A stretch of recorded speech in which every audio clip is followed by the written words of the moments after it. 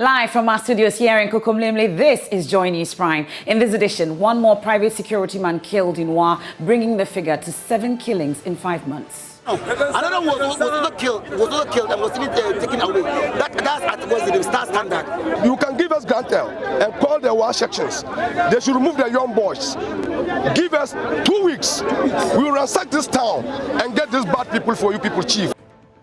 Also, the cooking oil scandal. Joy News uncovers how some customs officials tasked to prevent illegal imports into Ghana are now aiding smugglers to transport thousands of cooking oil from neighboring countries into Ghana. Don't just want to sit when they just see all of them in front of you. Okay. When one enter, take your time. Okay. Second one enter, take your time. Okay. Third one enter, take your time. Okay. So that's how it is. In our latest upcoming Hotline documentary, Smuggler's Paradise, we hear a smuggler on how he's aided to outwit the system. Much later, Ghana Police Service investigates 23 impersonators in the ongoing West Africa Senior School Certificate examination. As of today, 23 suspected impersonation cases from the following schools have been reported to the police. And at the top of the hour 8, Shandoff comes up with Prime Business.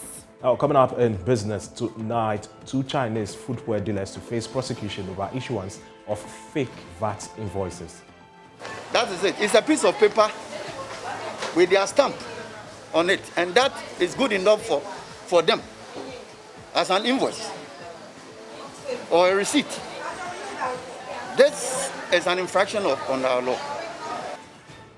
We have that and more tonight here on Joy News Prime. We're live on DSTV channel 421, Go TV is channel 144. We're also live on myjoyonline.com. I am Emefa Apawu. Many thanks for your company. We are your home of independent, fearless, and credible journalism. Please stay for details.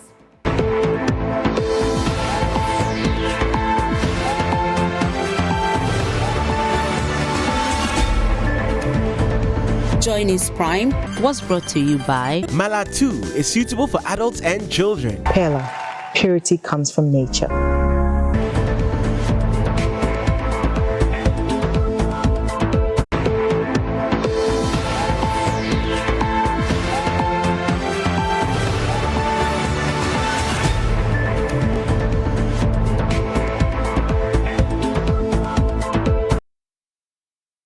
Many thanks for your company once again. In our very first story in this package, one more security man in the Wa municipality has been killed, bringing to 7 the number of private security men found dead in the suburb of Baguri in the last 5 months. At least 2 others are missing. On Friday, a number of young men in the Upper West City staged a protest to demand that the security agencies take action to stop the killings. Joy News correspondent Rafiq Salam has more in the following report. Cedi, we are told, works at this particular spot as a night security man. And anytime he comes around, he usually will lie on this metal bench.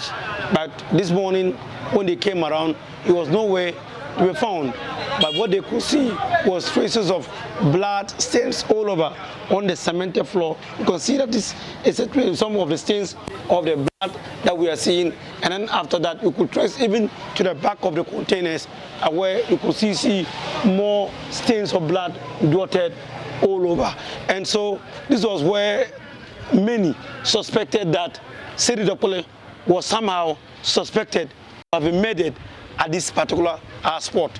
That is really the issue that brought a lot of anger and pain of many in the municipality, forcing them to hit the streets this afternoon. Irate youth, fuming with rage and visceral anger, numbering over hundreds, stormed the One-House Palace to seek audience with the Wall Overlord, now for Cedi Pilipo IV.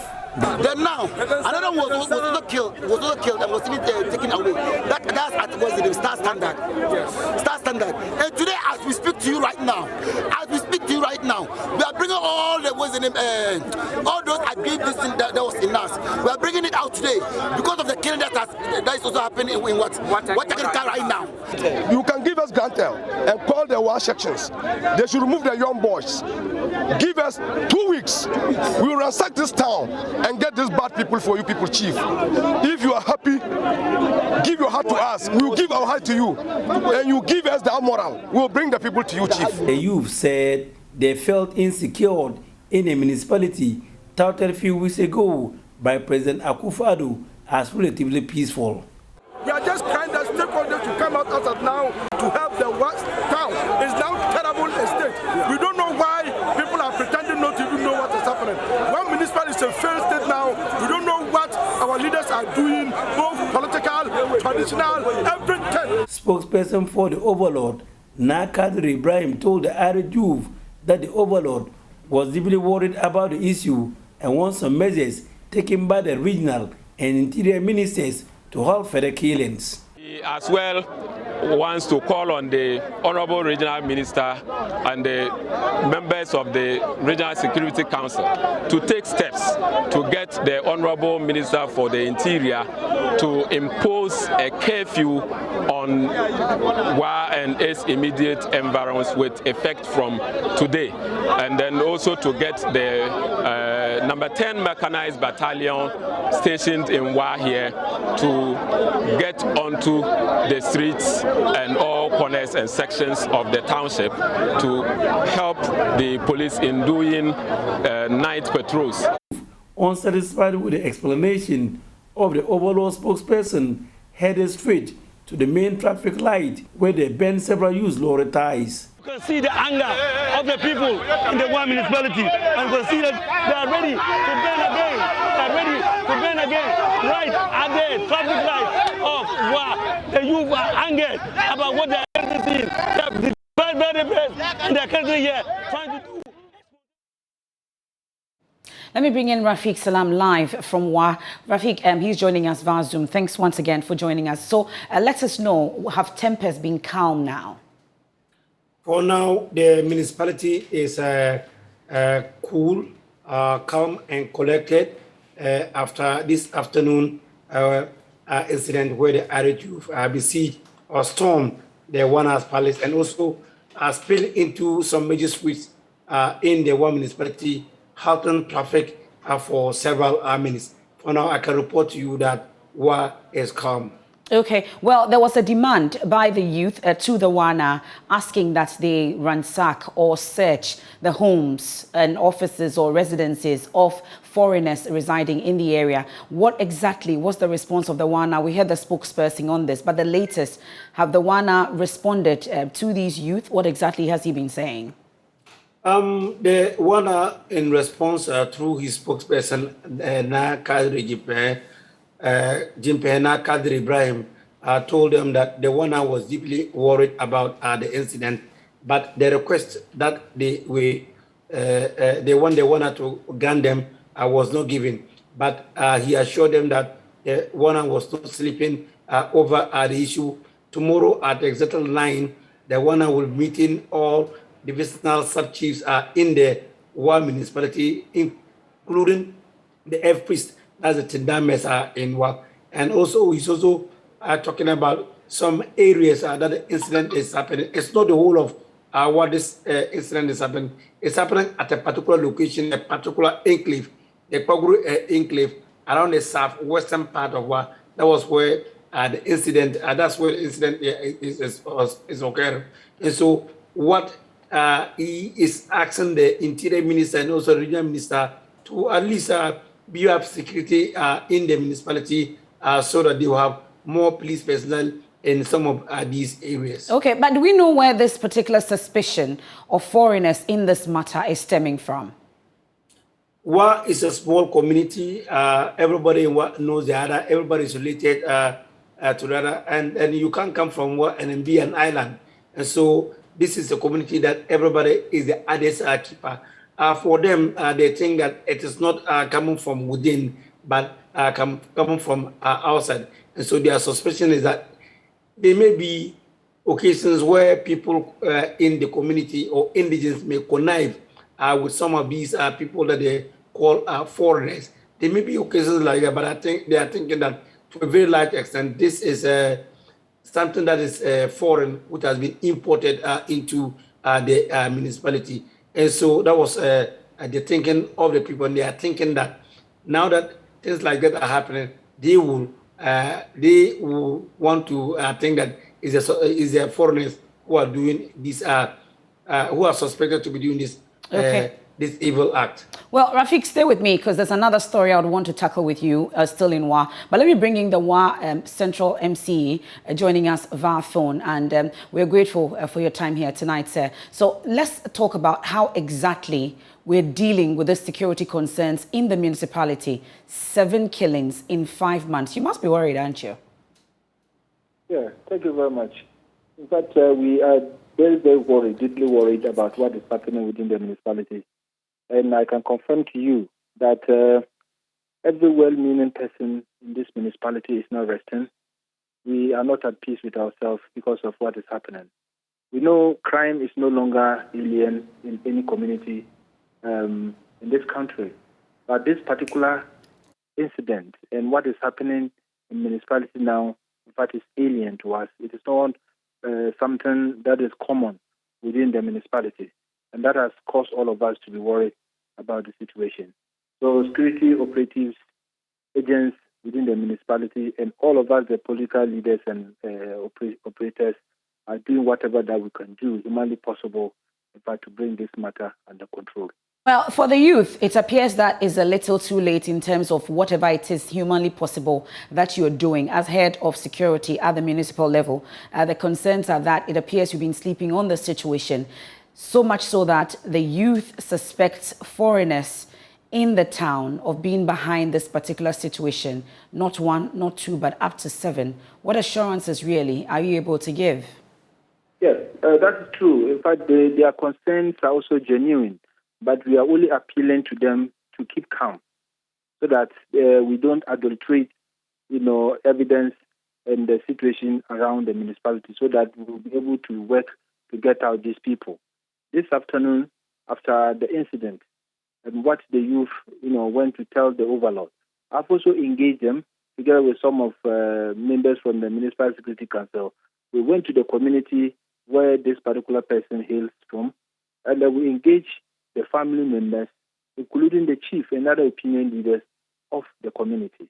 And some members of the community, the youth, who were arrested and put behind bars. In fact, the police have released them and appeal to them to keep calm whilst we put our heads together to get a solution to the problem. How many of them were picked up and for what purpose? Well, you see, I think about 2 of them were picked because they were burning ties, and the police within town didn't actually know that those guys were the youth from the community where that man came from. So in their attempt to control them, some were not in agreement.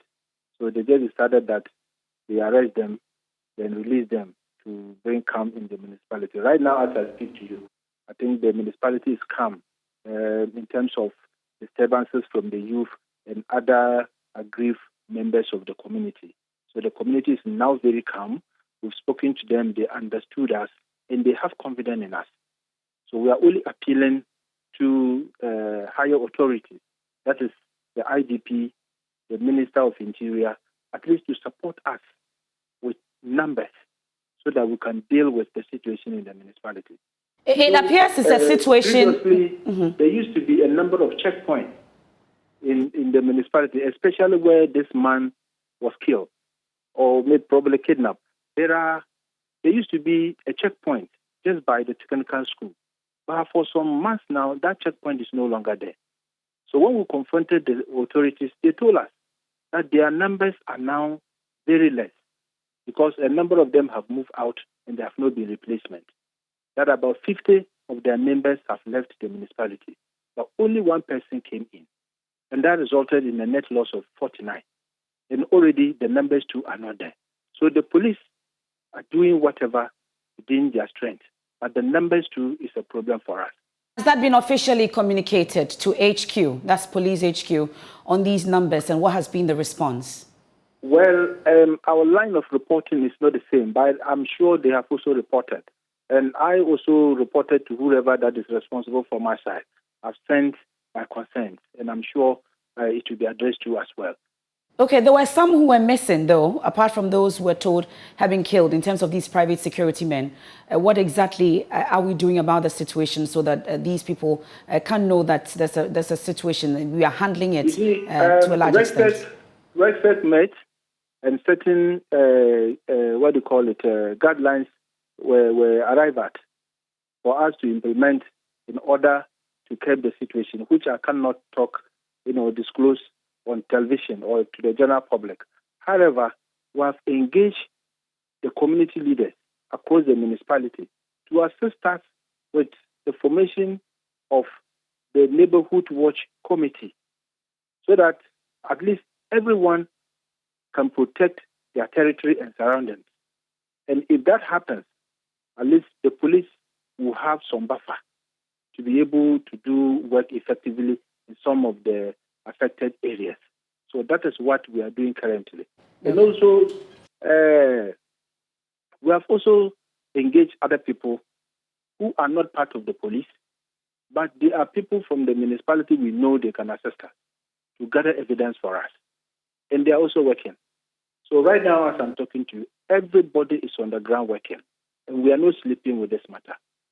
We're grateful. We'll definitely be following up on this so that you definitely do not sleep on this matter. That's Isahako Tahiru Muming, WA Central MC. Rafik is still with me because we are receiving reports about a 15-year-old who has been shot, allegedly, by the police. Rafik, what do we know about this development? The incident took place around the Gommunity Junction when the youth were demonstrating, and I'm told that they were allegedly trying to attack shops belonging to foreigners, and that was why the police went in there, tried to force them back, but they wouldn't budge, and so the police opened fire from warning shots, and in that process, a 15-year-old whose name has been given as Ibrahim Hafiz was shot in the left shin. He was taken to the Apawu Regional Hospital where he's been receiving treatment. Okay, but do we know how he's faring as we speak? The information that I gathered from the hospital indicates that doctors have a full view of the leg, and then also they haven't seen any pellet on the shin, but they have seen some deep wound. They try to clean the wounds and also bandage him. For now, that's the information that we're getting from the Upper West Regional Hospital. Thank you very much, Rafik Salam there, Upper West Regional correspondent. So that boy, we're told, is still alive, receiving treatment, not killed, but we'll be following up on the situation in WA and bring you further updates on it. Moving on, though, Joy News investigations have uncovered how customs officials aid smugglers and dealers to transport thousands of cooking oil from neighboring Togo and Cote d'Ivoire to local markets in Tamale and Kumasi. It is estimated that the state is losing 300 million cedis in revenue if the smugglers and dealers are bringing in 5,000 metric tons of cooking oil annually. In our latest Hotline documentary, Smuggler's Paradise, one of the smuggling kingpins in Tamale reviews how he outwits the system. Hamza is not the only one engaged in this business. Abdulaziz is in his early 30s. He works with another Alhaji Zakaria in Tamale. I first met him at the Ghana-Togo border, a few meters away from the customs checkpoint. He'll later reveal he was on a stage operation to smuggle cooking oil from Sankase to Bolgatanga. You know, this work is a smuggler work. You don't just want to sit one day, just see all of them in front of you. Okay. When one enter, take your time. Okay. Second one enter, take your time. Okay. Third one enter, take your time. Okay. So that's how it is. Okay. The one that came yesterday, did you know that I was sitting there, but no one knows that I want to bring this. I was sitting, chatting. But here, I came here in the night. I was here in the night. I came here in the night. Okay. Yeah. And I'm still running. Okay. No one knows what I'm doing. Sorry. No one knows what I'm doing, and my running. It's secret work and... He said if I should contract him to move my consignment of cooking oil from Togo, he'll charge a lesser amount of 415 cedis compared to the price Hamza was offering. There's a route which runs through Bumprugu to Wale, and that is what he uses to transport cooking oil from Togo to Tamale if he does not want to pay the required taxes to the state. He's giving 413 in Tamale, and I'm giving 415 down. You just take in Tamale and continue your journey. Yeah, so I want to find out how we're going to deal with the custom, how we're going to deal with duties. From where? From Sankase. Let's say it's coming from Sankase to Tam. How are we going to deal with that? Because it's a lot of money that we are putting in.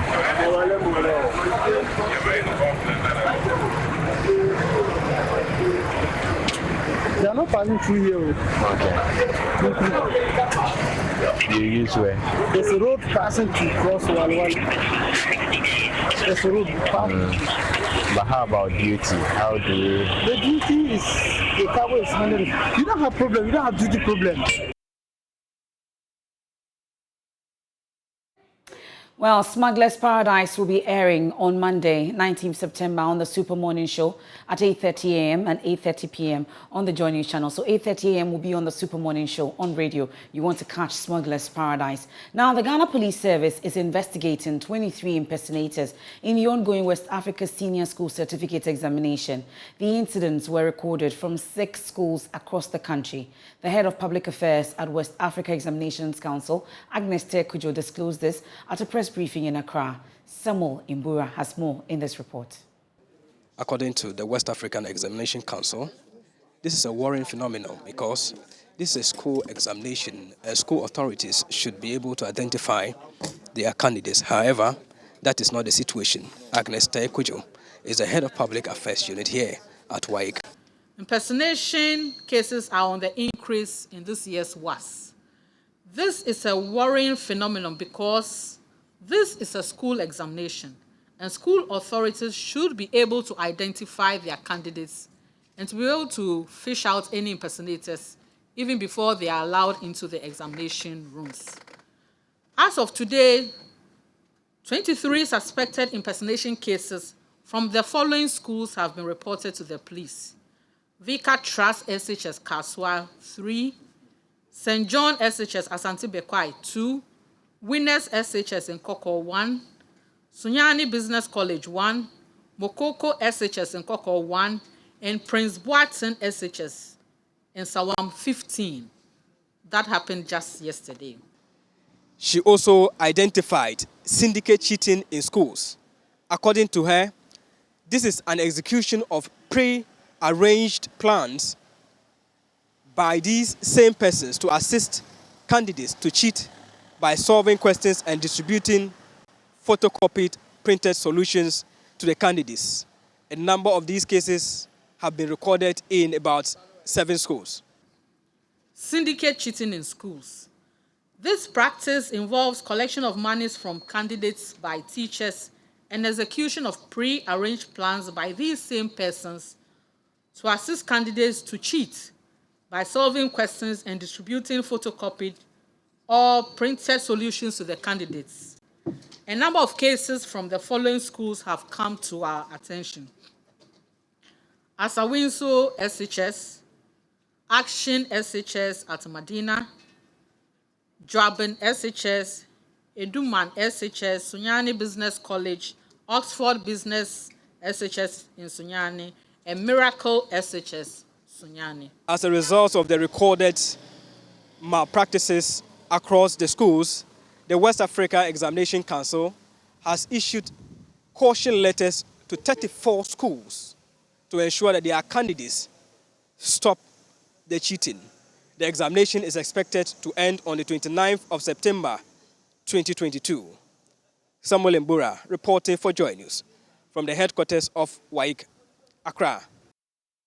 This is Joy News Prime. On to some other stories. And a 45-year-old man believed to be a con artist is in the grips of the Kaneshie police for allegedly swindling 2 families of various sums of money at Kokomlemle and Aveno in Accra. There's more in the following report. About a year ago, Doji visited the said family at Aveno.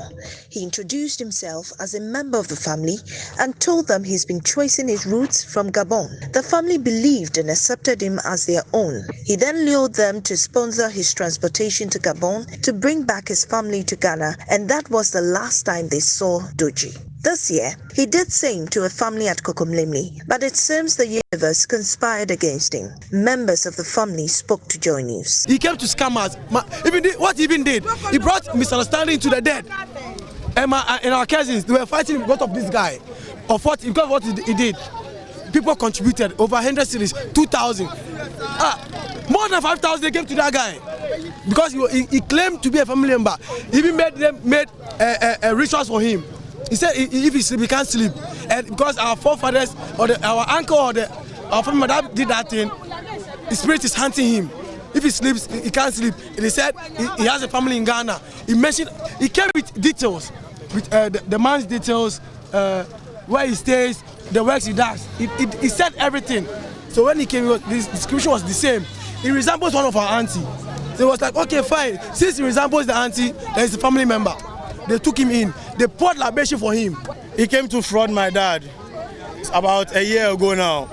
So this year, a friend saw him somewhere else at their family house and brought him here. That he came to scam them.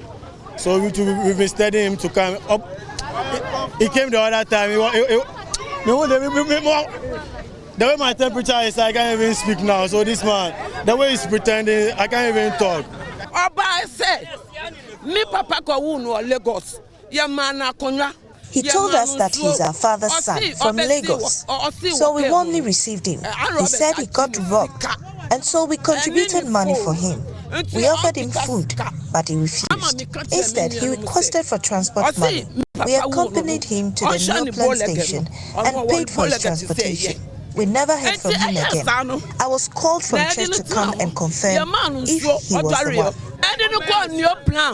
Yadinu kwa new plano. Na fa ka manu ya tua ka no manu papa we. Enti me was sorry na efra me. Enti na ma fa drop me aba no say make sure say ayonu ana. Me boy onu. The police arrived later and carried him to the police hospital. They say further investigations will be done. Jesse Barfo's report for Joy News. This is Joy News Prime. Still to come, the National Identification Authority says some Ghanaians are demanding to be paid before picking up the already printed Ghana card. Do stay for details.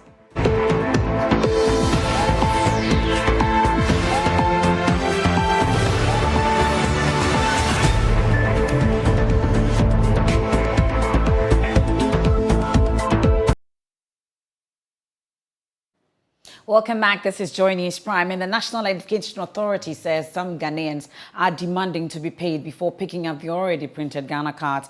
Briefing the media, Executive Secretary of the NIA, Professor Kenneth Ajimana Tefwa, indicated that over 15 million cards have been issued so far and called on those registered to go for their cards. Ghanaians can go for their Ghana cards whenever they are ready. There are people who are not going for their Ghana cards. There are people who, during the mass registration, were sitting, walking around registration center, cards are there. They are not picking them up. There were people who were asking that we pay them before they go and take their own Ghana cards, that you have to pay me. We were in Koforidua about 3 months ago or so, on field monitoring. I called somebody whose card was there. Your card is ready. Would you please come and... Oh, that's Brandon. That's it. Right? In my hometown, Oda, somebody actually told me that I should give her money before she go and collect her own card. People have different attitudes. People have different needs and dispositions towards these things. But people whose cards are in our custody can go for them whenever they are ready. We have taken steps to take the cards to people. I told you of the special card issuance blitz that we did after the mass registration. We did a mop-up mass registration, and we went around the country to issue cards, just to issue cards. Some people did not go for them. Now, speaking on the controversial Aisha Wang issue, he said that name does not exist in their data. However, the robust nature of their system exposed Aisha Wang registered as Eng Wang in her attempt to falsify information. That she existed in the system, and yet she was telling us that she was coming for the first time. That is provision of false information to a public officer. The checks from our back end here in Accra showed that she was one and the same person who had previously registered as N Huang. So further checks, and then the officer there advised her, no, you cannot register as a new person, even though you presented a new passport different from the old one with different name and different date of birth. Because there is a legal process, there are protocols that you must satisfy, and therefore you have to go through that if you desire to become a new person, born again. Now, the people you used to see at Elwak Stadium, the majority of the people who thronged the Elwak Stadium for registration services were seeking to do pretty much what Aisha Wang or N Huang was seeking to do. Change date of birth or change my name from married name and all of that. There is a legitimate legal process for doing that. So she was advised to obey the law. In the meantime, because she exists in our system with that old card, she could simply renew that old card in order to continue to have the benefits of the non-citizen Ghana card. There was absolutely nothing problematic about it. No malfeasance, no misfeasance, no nonfeasance. Nothing wrong had happened. And so the officer registered, that is, renewed her old non-citizen identity card for her. And that's as simple as it is from the perspective of NIA. Nothing untoward had happened. The woman could not get what she had wanted to get because our robust technical system caught her and prevented her. The robustness of our biometric verification system stopped any possibility of her getting a second card and thereby changing her identity in a fraudulent manner. Well, he revealed that the NIA has so far registered 34 Chinese nationals legally resident in Ghana. Here's the breakdown of the numbers. Countries that are registered in our national identity register, database, out of the 222 for the non-citizen, 202.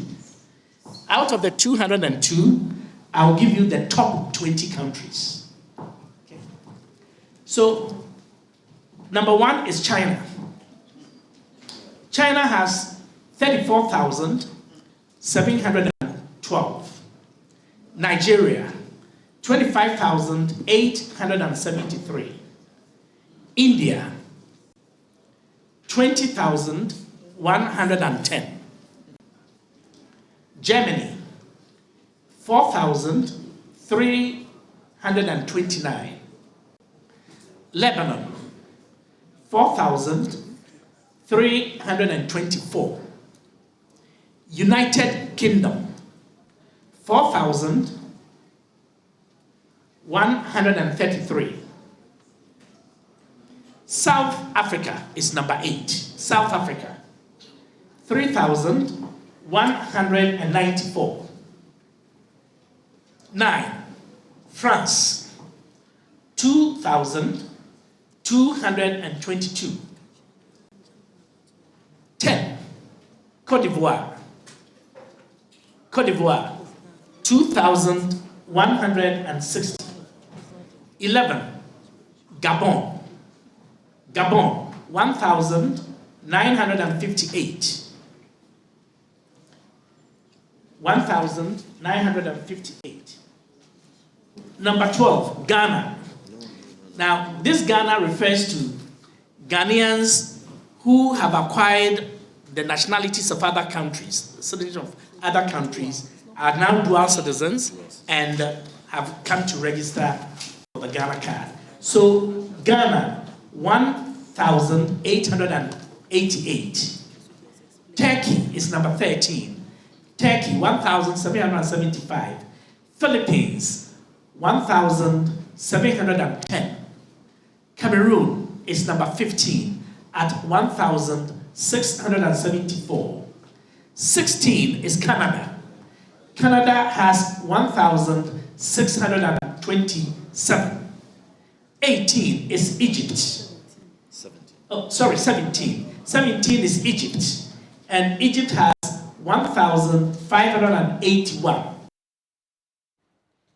Now, the depreciating cedi against major currencies is becoming an impediment to many Ghanaians who wish to study outside the country. The cedi has lost more than 20% of its value against the dollar in 2022 alone. The students say it's becoming increasingly difficult to afford application fees, even before they can think of the university fees. Michael Ashali has more in the following report.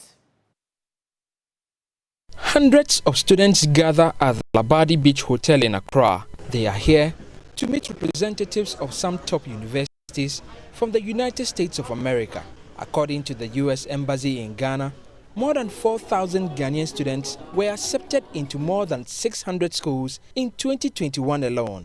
And I'm here because I want to extend my education. Mohammed Amin Issa is 29 years old. He holds a master's degree in health service management from the University of Ghana.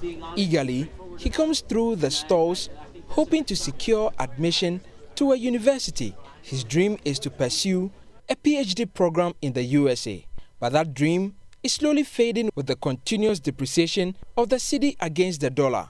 Most of the schools in the States, if you are going to submit an application, you would have to pay an application fee. And usually $50. And $50 in Ghana cedis probably might be 500 cedis, looking at the dollar rate for now, yeah. Top of his list now is an institution that will either waive application fees or subsidize it. For instance, maybe $50 in 2012 or 2016 wouldn't be 500 cedis. So if $50 is going to be 500 cedis now, and I don't have 500 cedis, it means that I can't apply to attend the school. So it is better I ask for application fee waiver so that if I will be granted, then I can go through the process and submit my application. Like Amin Issa, Osai Kojo Entry is also concerned about the galloping exchange rate. It's crazy. It's crazy because I was on the other side, and then I had $75 for, application fees. I was like, oh, so that means like 750 cedis. And, you have to bear in mind that you cannot just apply to just one school, like 3, 4, 5 schools, just so you can increase your chance of getting into one. So if you are going to pay $75 for one school, multiply that by 5. The education fair, organized by the Education USA Advising Center with the U.S. Embassy in Ghana, is to bridge the gap between students and some of the best universities in the USA. Applying for visa to America is another hurdle many students have to overcome. Edna Kwanzaa hopes to pursue business analytics, a course she says is not offered by any university in Ghana. She hopes the visa application process will be made less stressful. With the exchange rates, it's going to be a challenge. I've actually applied for the visa for undergrad. That was in 2016, twice, and I was refused. And so it also makes me nervous. But then you'd have to go with the right documentation and just talk your talk. Just know what you are going to say. And I believe it's going to be well. And right now I see that the interview dates have been pushed to 2024, 2023. Responding to this, U.S. Ambassador to Ghana, Virginia Palmer, says there will be a special dispensation for students who gain admissions to universities in the USA. So I know there's a lot of concern about visa backlogs at the embassy, and that punctuates that comment. We're working on that, but I want to reassure prospective students who are applying for a visa that the embassy bends over backwards to get you a visa appointment in time for the start of classes. So don't be deterred by the appointment times from going ahead and applying to the universities, and we'll get you in time. Speaking at the event, Deputy Education Minister Reverend Intim Fojo said the growing interest of students to study in America is evidence of the quality of education offered in Ghana. The interest of the United States universities in Ghana is an indication of the confidence they have in the education system, because it's an education system that produces people that go to the United States for other higher education certificates, master's degree, PhDs and whatnot. Education USA is an annual fair that brings together more than 50 different universities to the doorsteps of students. Ambassador to Ghana hopes to increase the number of students studying in the USA in the coming years. For Joy News, Michael Ashali. This is Joy News Prime, and it's a Friday. You know, it's time for Joy News Editorial with Arabakum Singh. Never trust a politician. You've heard this phrase over and over again. People did not form this opinion overnight. It took years of incidents and occurrences for the seeds of distrust to be planted. Now we have become a nation of full-grown militant cynics, me included. Recently, a colleague said, Ghana will never prosper. I was pained in the heart and I wondered why he has become so pessimistic.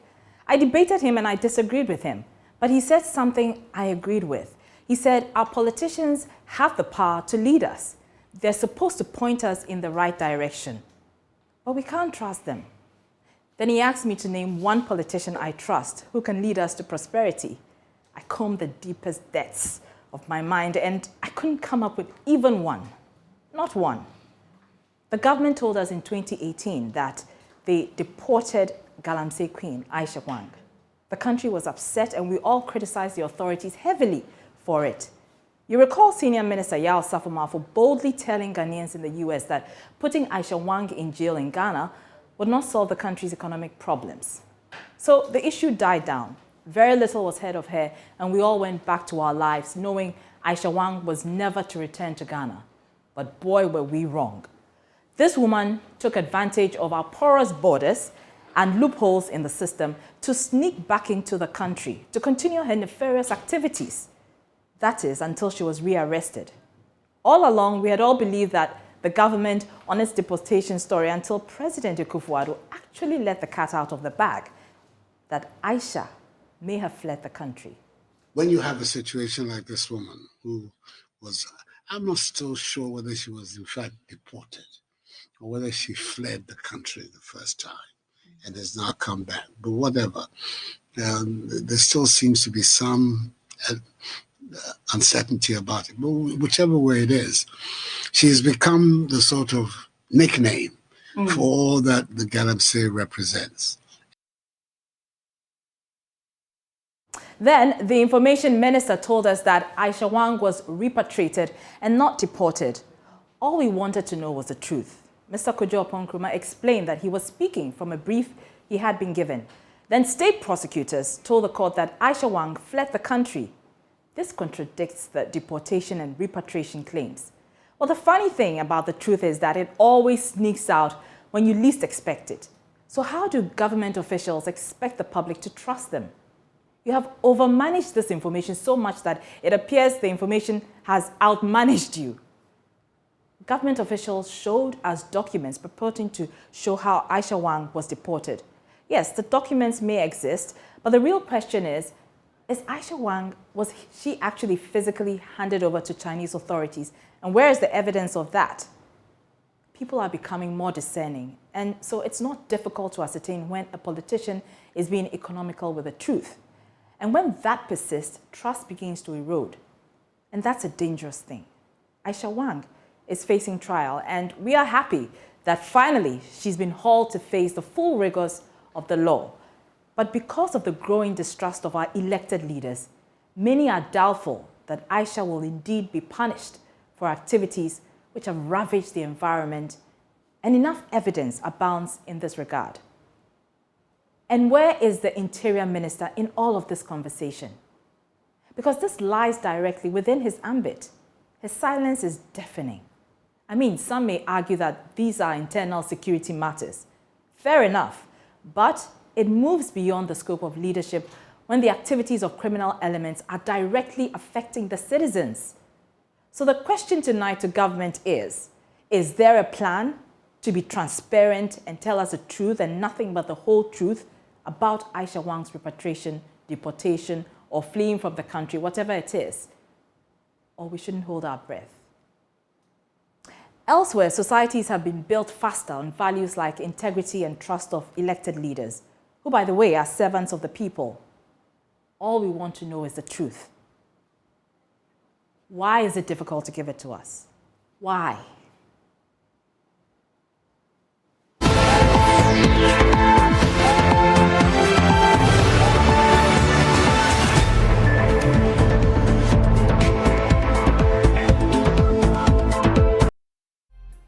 And the weekend is here, and we have showbiz, and guess who's here? IB. Well, you made a promise. Let's see if you're going to keep it tonight. We'll talk about it. We'll talk about it. I'm not sure that people want to know what we've been talking about. What's happening, showbiz? Okay, so it looks like the heritage, our cultural values, beautiful heritage that we have in Ghana is going to be sold to the world. I mean, since last year, we have been actually active on the global front.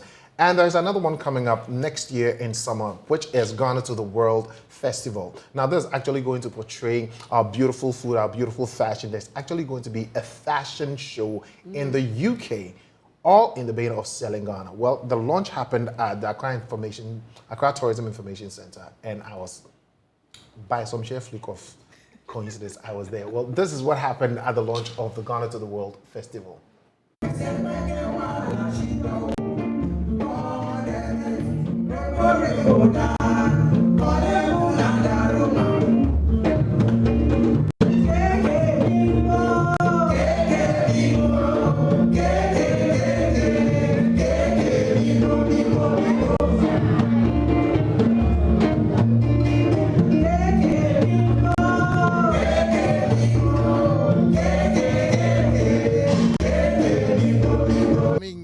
What gave birth to Ghana to the World Festival?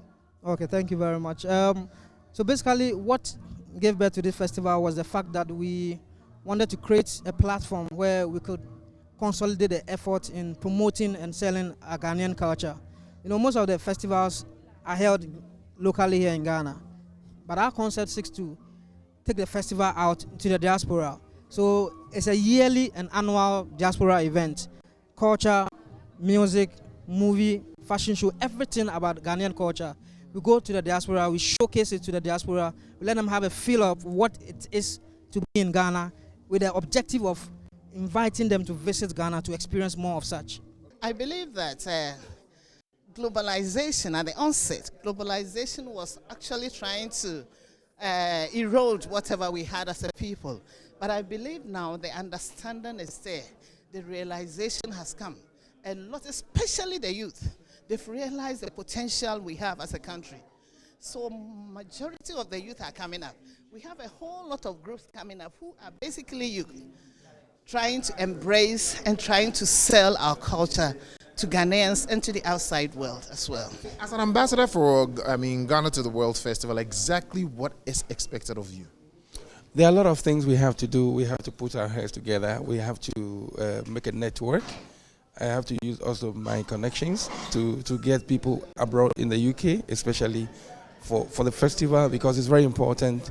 When they told me that Salom and then the brother, I really support the idea. I told them that this is a very great idea because that is the dream, because I'm proud to be a Ghanaian, and if I'm lucky to find myself to be a son of Ghana, I'm grateful to God Almighty. So anything I have to do to support, why not? We can do. If I'm not killing nobody and I have to support with my heart and my connections, then I'll do it.